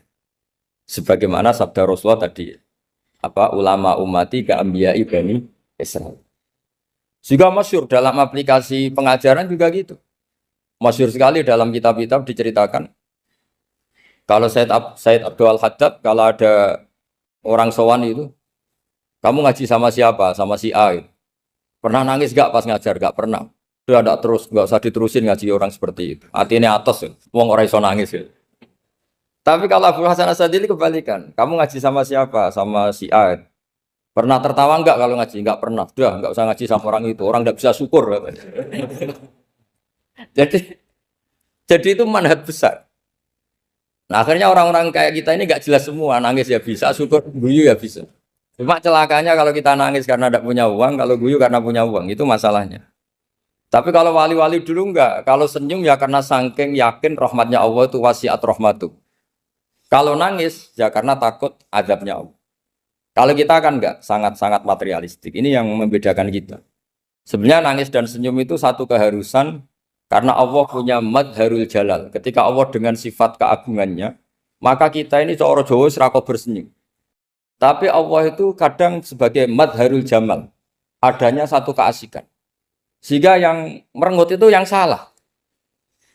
Makanya dalam ilmu tasawuf, kutub wali itu hanya dua. Allah dengan madharul jalal, dengan Allah yang madharul jamal.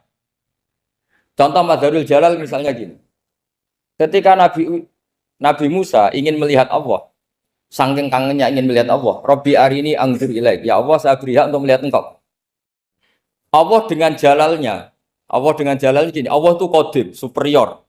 Tentu gak layak tersentuh barang hadis. Barang hadis itu makhluk. Sehingga ketika falam mata jalla rabbuhu lil jabali ja'alahu dakka wa kharra Musa sa'iqa. Sehingga enggak levelnya apapun hebatnya Nabi ini tetap makhluk. Sementara Allah itu qadim. Enggak kuat. Makhluk yang fana ini, yang profan ini enggak kuat.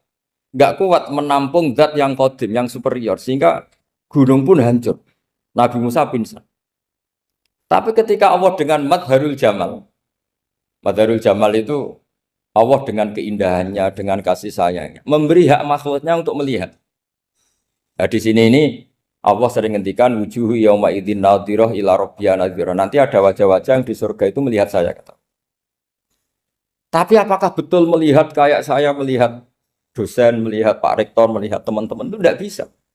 Karena Allah itu qadim, sehingga meskipun manusia ahlul jannah melihat Allah, tetap Allah ngendikan la tudrikuhul absar wa huwa yudrikul absar. Karena Allah di balik jamalnya ya punya jalal, di balik jalalnya juga punya jalal. Sehingga selalu di Quran itu diulang beberapa kali supaya proporsional.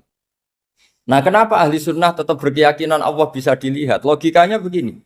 Fa inna kulla maujudin yasihu ayyura. Allah itu zat sing nyata-nyata wujud. dan punya eksistensi.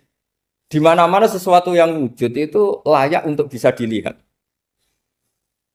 Lalu pertanyaannya gini, kenapa kita tidak bisa melihat sekarang kok nunggu di akhirat? Karena mata kita sekarang itu profan, fana. Sementara kita setelah di surga, tubuh kita didesain abadi. Ya saya ulang lagi ya, setelah kita di surga, semua fisik kita ini didesain abadi. Tentu karena desainnya sudah abadi, layak melihat zat yang abadi. Tapi pertanyaannya, kenapa tidak bisa ikhatoh, tidak bisa melihat sampai faham, la tudrikul absar? Karena abadi kita itu diabadikan. Sebagaimana surga abadinya diabadikan. Neraka ya diabadikan. Sementara Allah abadi dengan dirinya sendiri, yaitu Al-Qayyum, atau dalam bahasa ngajinya Qiyamuhu binafs. Nah lalu pertanyaan, makanya Mu'tazilah itu menentang betul kalau orang di surga bisa melihat Allah. Cara berpikir Mu'tazilah, melihat itu artinya yang dilihat ada arahnya. Sementara Allah terbebas dari arah. Tapi kata ahli sunnah cara berpikir tidak seperti itu. Melihat itu pokoknya tahu. Nah, tahu karena mata itu karena kita ditakdir tahu itu karena mata. Sebetulnya yang menjadikan tahu itu tidak mata. Ya kalau tahu ya tahu saja, bukan harus pakai mata. Itu cara berpikir ahli sunnah wal jamaah. Jadi sabri ya bocoran. Kenapa mazhab ahli sunnah itu yang dipilih oleh banyak mayoritas di dunia, jumhur itu. Ahli sunnah itu dianggap pikirannya lebih orisinal. Misalnya ahli sunnah kalau ditanya, kenapa kamu melihat? Ya melihat saja. Kenapa kamu mendengar? Ya mendengar saja. Kesannya itu tidak rasional, kayak orang yang nggak pinter itu.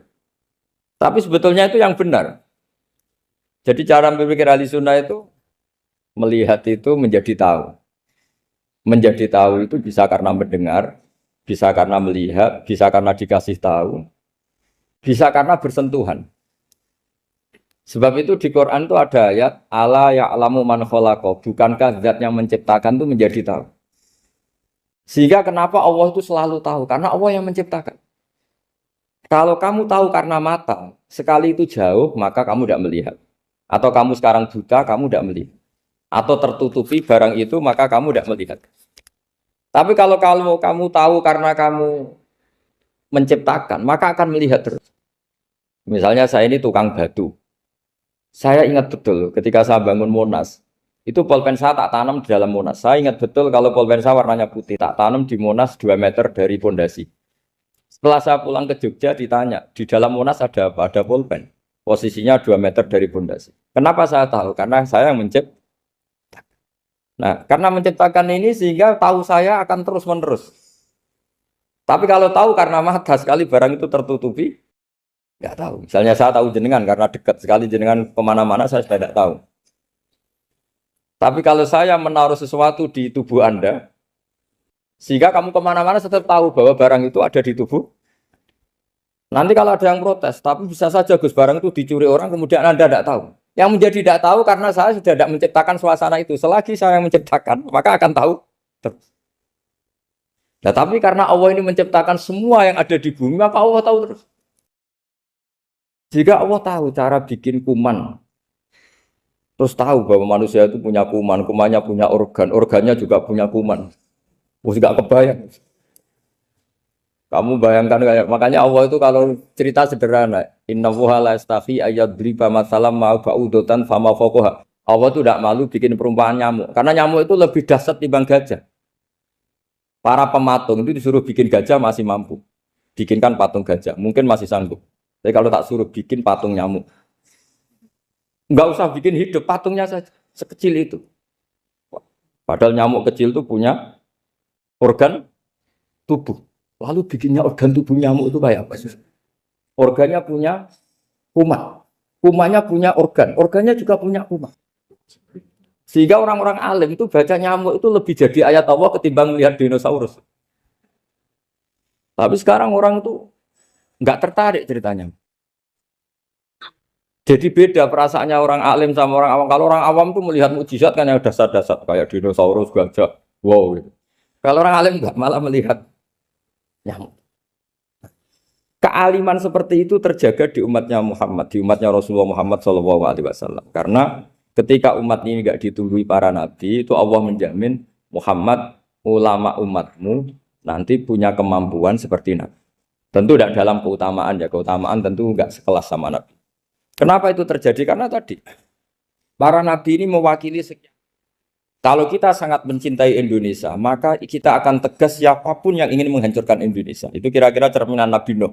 Kalau kita sangat mencintai Allah, maka kita akan benci sebenci-bencinya sama orang yang mendurhakai Allah. Tapi masalahnya, Allah yang kita cintai itu memaklumatkan diri kalau bersifat ghafur, pengampun. Sehingga kalau kita terlalu kasar, ini kan yang kita cintai bersifat ghafur kok kita kasar. Di sini Nabi Ibrahim. Beliau sangat mantel sekali sama yang durhaka sama Allah. Tapi mau mantel gimana? Zat yang mengajarkan itu bersifat ghafur.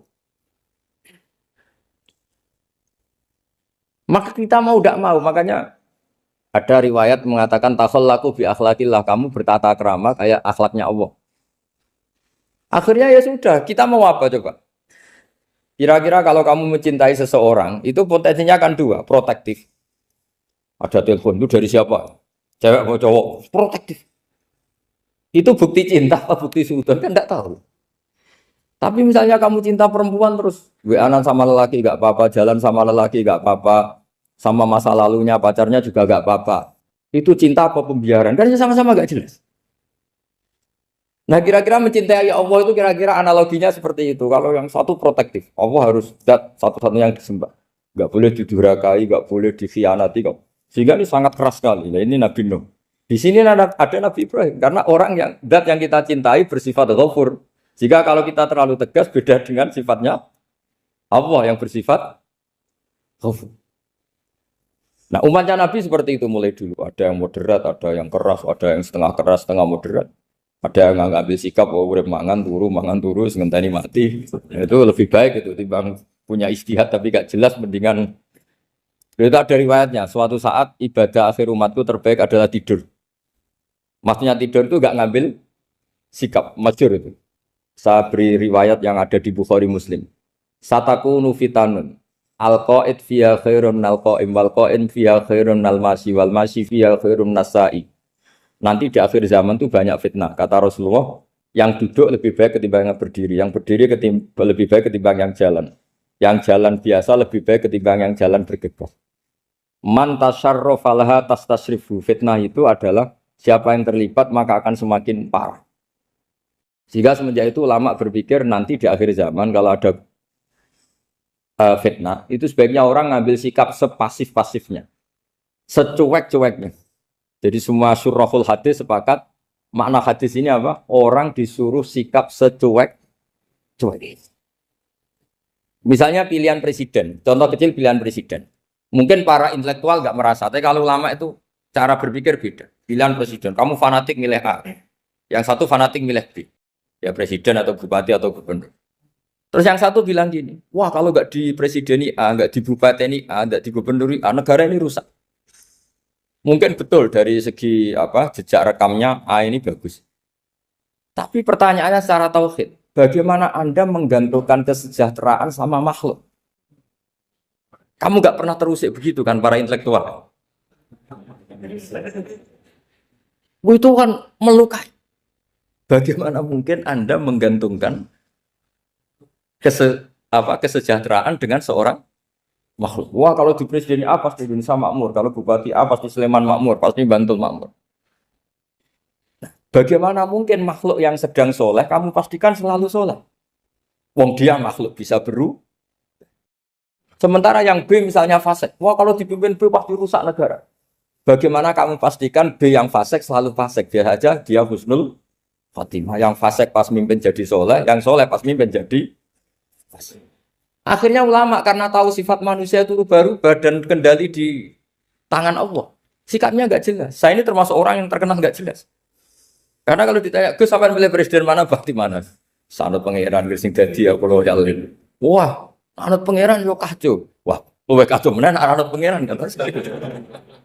Ini kan sudah tidak sambung karena pikirannya ulama. Memang nggak beda, cara berpikir ulama itu beda. Bahkan bapak saya itu kalau didik saya itu begini. Kalau meseli saya atau ngirim saya dulu itu kan pakai mesel. Ini uang kamu 500.000 untuk kamu. Mesti ditambahi 100.000 ini untuk buat jajan sama teman-teman. Mesti ada uang pokok, ada uang sodako. Dulu saya sering tanya, kenapa Bapak sangat menghormati teman-teman saya? Kata Bapak, aku kue mondok, aku ra iso nyukupi, sing iso nyukupi ya konco-konco. Ternyata betul, rata-rata anak kuliah atau anak mondok, uang pribadinya kan 8 hari dari dikirim sudah habis. Berarti kan masih 22 hari, kok bisa hidup itu kan barokahnya teman-teman itu. Malah yang agak beling itu 1 hari sudah habis, berarti ada 29 yang bergantung sana sini. Sehingga Nabi dulu cara ngendikan tuh unik. Kata Nabi, daun nasa yarzuqu wahu ba'duhum ba'du. Menusau barnawa, engko saling memberi rezeki. Ketika ada collab, Medina itu pernah collab, terus sekarang pernah defisit. Beberapa pakar ekonomi datang ke Rasulullah, ya Rasulullah, sa'ir, tolong dikasih harga standar. Tapi apa jawabannya Nabi?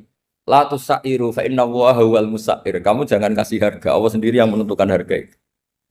Terus kata Nabi, kenapa engkau begitu ya Rasulullah? Ini negara harus ditentukan harga karena gini-gini. Kata Nabi, saya tidak ingin ketemu Allah dalam keadaan dolim.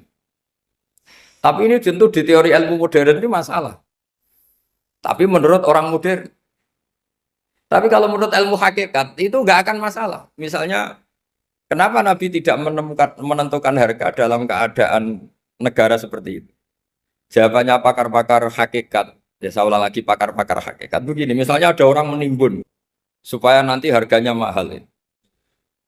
Terus ditimbun terus sampai nunggu harganya mahal. Lama-lama dia sadar kalau timbunannya nggak ada gunanya karena ternyata orang nggak beli. Nah, ketika orang nggak punya kemampuan beli, yang menimbun juga tidak punya uang. Nah, tapi kalau sampean tanya, tapi Gus nak tuku barang pokok kan kita mati karena kehabisan stok. Itu masalah tauhid Anda. Bagaimana mungkin kamu bayangkan seorang makhluk tidak bisa hidup atau nggak dapat rezeki? Nabi itu orang yang sampai ke derajat hakikat dari tidak pernah bayangkan gitu. Salah sampean jadi orang yang tauhidnya masalah. Sehingga terus bayangkan, wah kalau negara ini kayak, wah kita makan apa? Kalau negara nggak stabil, wah kita gimana? Itu tidak bisa seperti itu. Dulu ketika kita dijajah Belanda, itu kiai-kiai kita, Mbah Hasyim Asy'ari, Mbah Ahmad Dahlan, mondoknya di Mekah. Sampai alim alama, dua beliau, Mbah Hasyim sama Mbah Ahmad Dahlan itu ngajinya sama-sama Syekh Khotib Minangkabau. Cuma Mbah Hasyim lebih menekuni ke Syekh Mahfud Termas, yang satu menekuni Syekh Khotib Minangkabau. Jadi dua beliau itu ngaji di guru yang sama. Mbah saya, buyut saya itu ya sudah mondok Mekah. Zaman dijajah Belanda. Sekarang kita agak dijajah, agak mondok di sana. Buyut saya itu zaman itu sudah haji. Buyut kelima saya. Itu dulu kalau ingin cari tempat yang teduh, itu masuk ke gua. Itu masuk gua itu hanya kepalanya saja. Kakinya masih di luar. Karena gua di Arab tidak seperti gua di sini. Kalau gua di sini kan orang bisa masuk semua. Kalau gua Arab kan hanya celah-celah batu-batu besar. Sehingga ketika Rasulullah hijrah ke Medina, singgah di Gua Sur, kata Abu Bakar gimana? Andai kan ada orang kafir di depan gua. Kata Abu Bakar gimana? Andai kan mereka melihat kakinya, pasti melihat kita. Karena gua di sana itu satu tubuh tidak bisa masuk penuh. Kalau gua di sini kan ada yang mobil saja bisa masuk. Nah itu bahasa saya kalau mau istirahat itu masuk gua, separuh badan di dalam gua, separuhnya masih di. Nah sekarang terus kita bilang, wah kalau kita negara tidak stabil, kita haji kemana dulu? Zaman dijajah Belanda kita. Jadi yang berusaha terangkan di antara sifat dasar orang-orang baik adalah di mana saja, kapan saja itu memberi manfaat. Termasuk tentu saat paling sulit. Jadi Nabi Isa menceritakan dirinya itu wa ja'alani mubarakan nama kuntu, saya ditakdir Allah berada di mana saja memberi berkah, memberi kemanfaatan bagi orang lain. Ada beberapa cerita tentang Nabi Isa. Jadi perlu diketahui ada 3 nabi yang seperiode. Satu Ibrahim dan Nabi Lut. Ibrahim itu sama Nabi Lut itu pernah paman. Kedua Nabi Musa dan Harun. Sebetulnya yang jadi nabi itu Nabi Musa, tapi Nabi Musa karena alsak, lisannya Anda jelas, minta Nabi Harun, ya tentu minta kepada Allah supaya Nabi Harun jadikan nabi. Terus ketiga, Nabi Isa dan Yahya. Yahya bin Zakaria, terus Isa ini pernah keponakan Zakaria. Kira-kira kalau di Jawa ya misanan antara Yahya dan siapa? Isa. Jadi ada 3 nabi yang seperiode. Tapi yang paling berkompeten, yang sederajat kira-kira seperti itu hanya Isa dan Yahya. Karena Nabi Lot dan Nabi Ibrahim itu beda level. Karena Lot ini pernah keponakan, jadi hubungannya kira-kira yang murid dan guru. Terus Musa dan Harun itu juga nggak level karena Nabi Harun ini jadinya Nabi itu atas permohonan Nabi Musa. Sehingga meskipun Harun itu kakaknya, tapi nggak berani bantah. Jadi Nabi Musa itu dalam cerita, beliau itu alsak. Alsak itu lesannya agak kedal. Tapi ini alsak yang barokah. Jadi dulu ceritanya Musa kecil karena dia seorang Nabi, beliau seorang Nabi. Itu kalau melihat Fir'aun itu mangkelnya bukan main. Padahal kecilnya dirawat Fir'aun. Singkat cerita mulai kecil sudah usil. Kalau melihat Fir'aun itu ya jenggotnya dipakai mainan. Pokoknya nakal. Lama-lama Fir'aun curiga, dasar orang Israel. Nabi Musa ini turunan Israel. Lama-lama Fir'aun itu yakin kalau itu sengaja. Akhirnya Fir'aun mau membunuh Musa. Terus kata istrinya Fir'aun, Musa itu masih anak kecil. Jadi seperti itu ya bawaan anak kecil, bukan bawaan kebencian terhadap orang Kipti, orang Mesir. Kalau dalam bahasa kitab kuno Mesir itu Egypt Al-Kipti, makanya disebut Maria Al-Kiptiyah. Kalau orang sekarang bilang Egypt itu bahasa kunonya Mesir itu Al-Kiptiyah. Nah, memang secara bahasa Arab Mesir itu nggak mungkin, bahasa Arabnya Mesir itu nggak mungkin karena Misro itu maknanya kota. Jadi kalau kamu bilang kamu kemana ke Misro, ke kota, lah yo kota mana? Yo kota Mesir itu bisa debat kusir. Jadi ya kayak kita lah, kita sekolah di mana? Di madrasah. Madrasah terjemahnya apa? Sekolah. Nah, kemudian oleh istrinya Fir'aun ya gini saja, buktikan kalau Musa itu masih anak kecil. Masyhur itu dalam cerita dikasih bara api sama apel. Sebenarnya Musa kecil ini sudah pinter mau milih apel. Sama malaikat Jibril diarahkan tangannya itu ngambil apa? Bara api terus dikunyah. Itu yang menyebabkan lisannya Musa itu alsak, agak pelak. Nah ketika jadi Rasul itu akan repot karena nanti harus pakai penerjemah. Jadi seorang Rasul tapi lisannya tidak apa? Cakap. Akhirnya Nabi Musa realistis ngendikan ketika diutus wa akhi Harun wa afsahu minni lisanan fa arsilhu ma yarid ayyusaddiquni inni akhafu ayyukadzibun. Ya Allah, saudara saya Harun itu lisannya lebih fasih. Tolong jadikan dia Rasul sebagai penguat saya. Akhirnya Allah mengabulkan doanya Nabi Musa, kemudian Harun dijadikan sebagai apa? Rasul. Sehingga meskipun satu angkatan, Harun dan Musa ini enggak level. Artinya enggak level itu ya Harun yang takut Musa. Terus ketiga ini Nabi Yahya dan Nabi Isa. Ini umurnya ya seangkatan, kecerdasannya, jadi nabinya sama-sama mulai kecil. Kita tahu Nabi Yahya termasuk yang diberi khitab Allah, ya Yahya khudil kitab bi quwwah wa atainahu hukma sobiyya. Yahya berpeganglah kitab secara kuat dan dia saya kasih kenabian ketika kecil. Sama dengan Nabi Isa yang disebut wa yukallimun nasa fil mahdi wa kahla. Sehingga karena selevel dua nabi ini menjadi figur besar dalam manhaj, dalam metode dakwah. Dua, karena masih misanan tadi, kalau Jawa kira-kira mirip misanan. Dua nabi ini kalau memilih satu kampung, itu kalau Nabi Yahya, itu milih kalau singgah di satu kampung, Nabi Yahya mesti tanya, orang sini yang paling soleh siapa, yang paling baik siapa. Ya terus singgah atau nginap di rumahnya orang baik tadi. Tapi kalau Nabi Isa enggak, orang sini yang nakal siapa, yang paling beling siapa.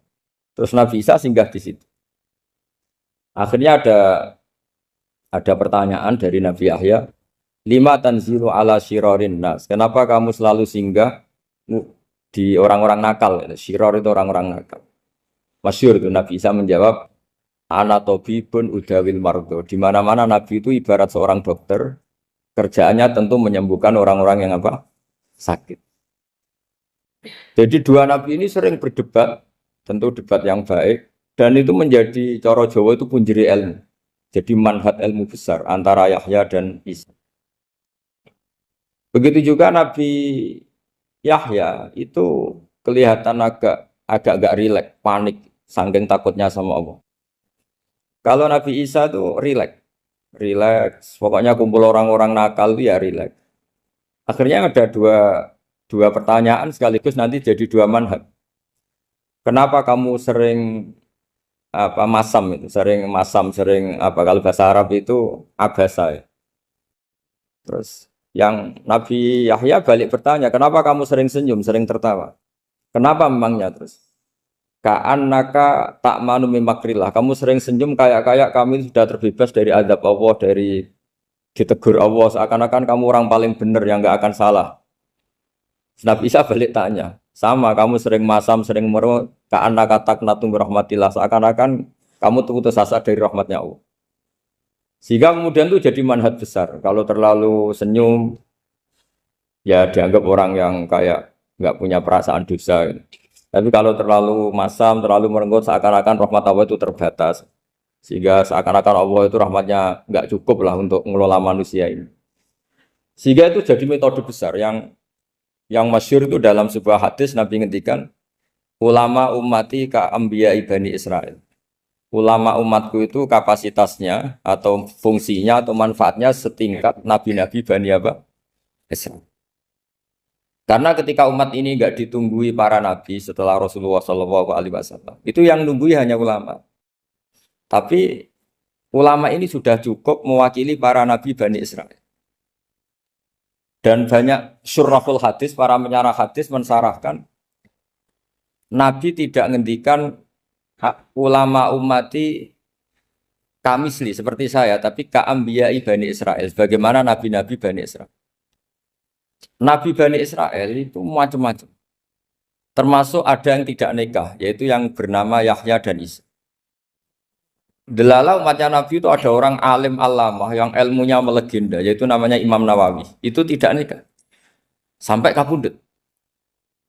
Meskipun dalam ajaran syariatnya Nabi an-nikah sunnati, tapi selalu ada orang yang ditakdir tidak nikah.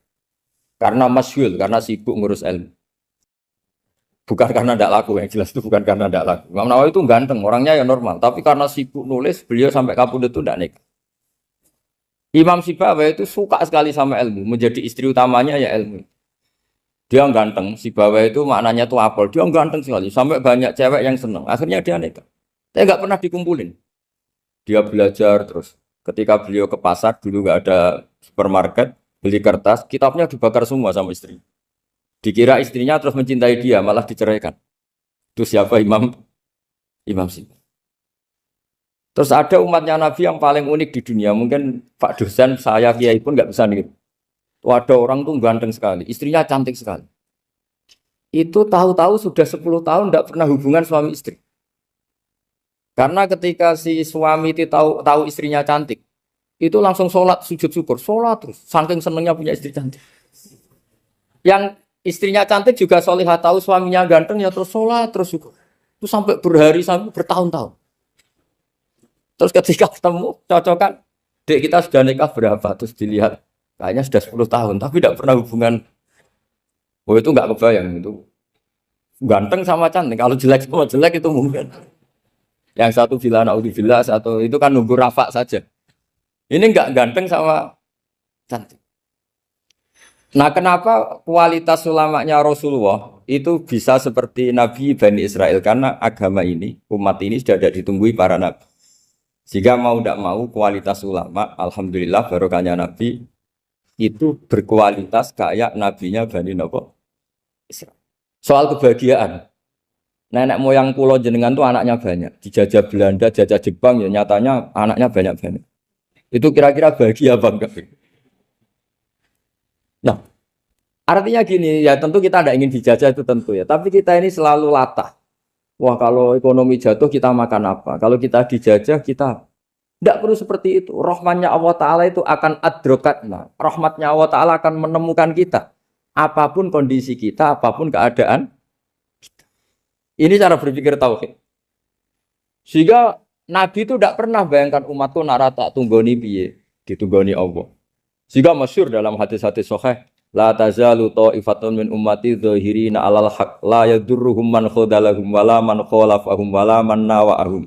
Selalu di umatku ada kelompok-kelompok yang selalu membela kebenaran dan tidak akan terkalahkan oleh kesesatan di akhir zaman.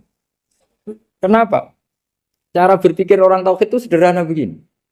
Allah menamakan dirinya Al-Hadi, penunjuk jalan. Dan sifat Allah pasti nafidah karena Allah tidak terkalahkan. Sama seperti Allah menyifati dirinya Ar-Razzaq, Ar-Razik yang memberi rizki. Maka orang segoblok apapun, selumpuh apapun, selemah apapun tetap dapat rizki.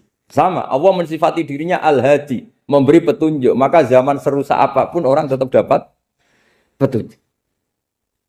Sehingga kita tidak perlu khawatir, wah nanti zaman kalau sudah rusak nasib Islam gimana? Ya coba sekarang, nasib Islam gimana? Ya baik-baik saja. Dulu ditunggoni wali songo ya banyak orang Islam, sekarang nggak usah wali songo. Ditunggu dosen-dosen yang ngajar aja nunggu digaji. Kiai pidato ya ada yang beri salam template. Itu kalau nuruti definisi ikhlas itu tidak ada yang masuk. Tapi meskipun demikian agama juga aja jalan. Kenapa agama ini jalan? Karena Allah Al-Hadi, penunjuk jalan.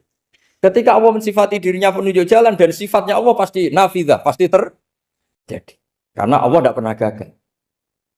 Sehingga agama ini akan ada terus sampai akhir zaman. Coba Amerika kayak apa? Islamofobia. Di Amerika tambah lama tambah banyak Islam. Eropa juga gitu. Australia juga gitu. Anda kan nuruti teori sosial. Sudah dunia sudah materialistik kayak gini. Orang dohirnya itu akan meninggalkan agama. Nyatanya tidak juga. Saya pernah di Korea seminggu. Itu di negara ateis. Itu TKI ke sana tuh nyari uang. Ternyata ya kepikiran bikin masjid. Bikin komunitas Islam. Coba siapa yang menggerakkan hati itu?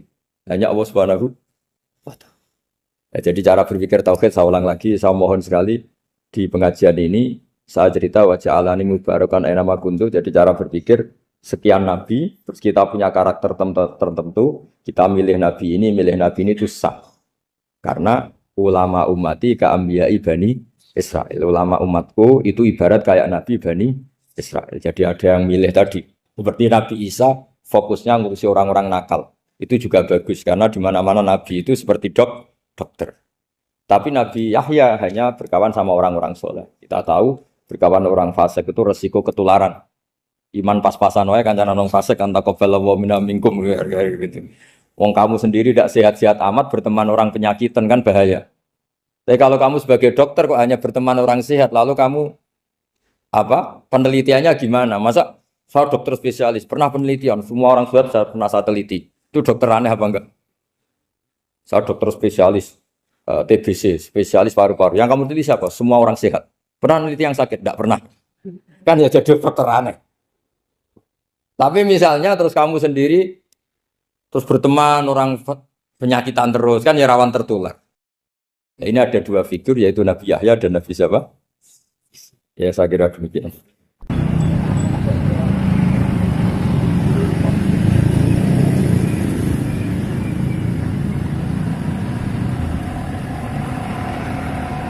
Berapa?